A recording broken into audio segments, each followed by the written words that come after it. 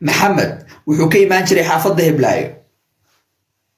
Okay, horta ma idiin sheegay inaan ku jiray Muqdisho raggii qori jiray bugaagta jacaylka iyo waxyaabahaas anaa qori jiray.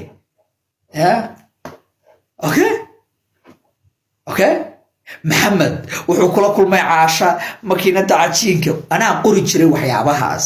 I was fucking writer back then, brother. أنا خيالي جالس قريت شري.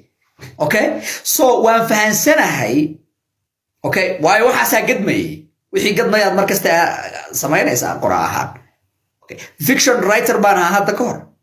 waxaan qori jiray sheekooyinka gaagaaban ee jacaylka dadkii yaqaana Muqdisho bugaag yareen baa jiri oo ka soo bixi jiray oo bugaagta jacaylka ahaa sheekooyin jacayl ay ku qoran yihiin oo dhowr yar 12 page 13 page waa anaa qori jiray qaarkood gadgadi jiray haday noqoto buluxubay haday noqoto hodan haday noqoto bakaara xataa qaar bugaan leeyahay yaali.